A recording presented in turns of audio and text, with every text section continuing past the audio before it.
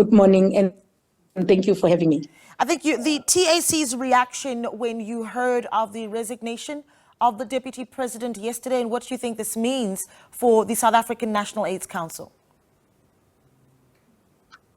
Actually, for us, we are not surprised that he was resigning, for the fact that even in the elections of the ANC, he didn't accept the nomination. So that told us that he will resign. But for us, because there's nothing much that he has done for us other than launching the TP recovery plan, which up to today it's not yet being implemented fully as we would like to. We are still discussing, but there are no much changes that are happening on the ground.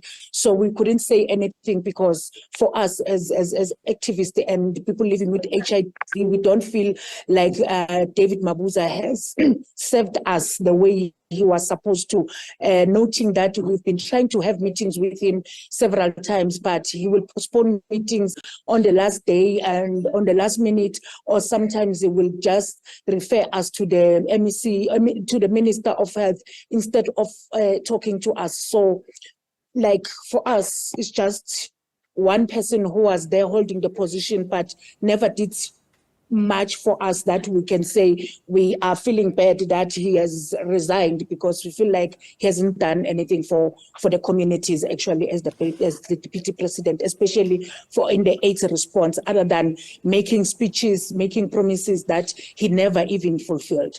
Well, I mean, these are issues that you raised back in 2018 with his appointment as chair of SANAC. And if you can take us back there, so from the moment we knew the Deputy President David Mabuza was going to chair the South African National AIDS Council, what was the reaction then from the Treatment Action Campaign? Take us back.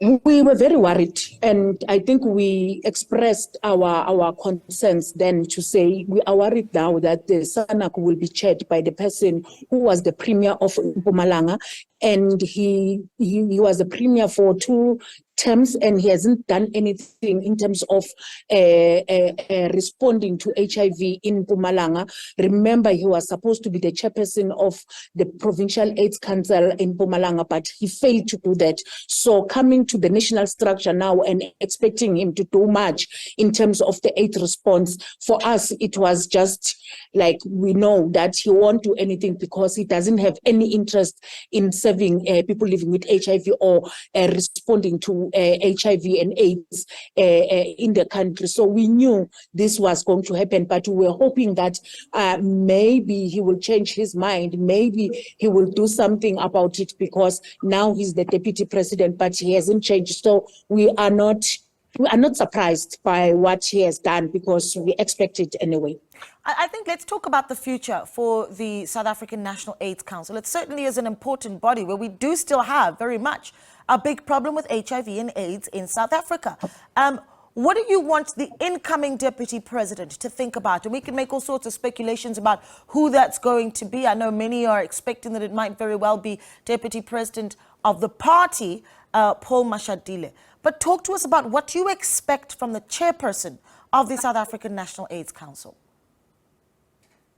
We are expecting a political will. We are expecting a deputy president or the chairperson who will be for people who will be able to listen to the concerns from the communities, especially people living with HIV, and who will also align himself or herself with the national strategic plan, and also align herself or himself with the international goals that we all have.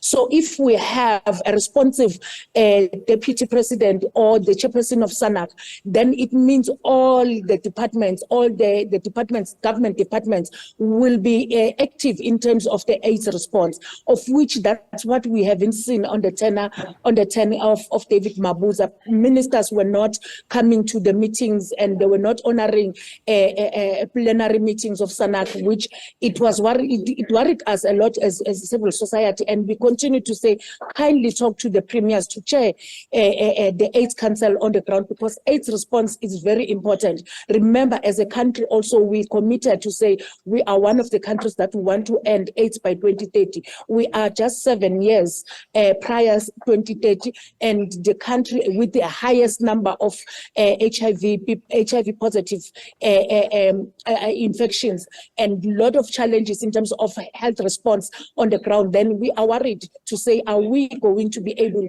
to meet those targets? The 95, 95, 95, we are struggling as a country. So we need a chairperson who will be able to align himself or herself on those issues and be able to work with communities and making sure that all of us, we are fighting HIV and AIDS, and we are decreasing the number of deaths, especially of people dying of HIV and AIDS. Well, thank you so much for speaking to us, Chairperson. We really do appreciate it. Sibongile Tshabalala, the Chairperson of the Treatment to Action campaign.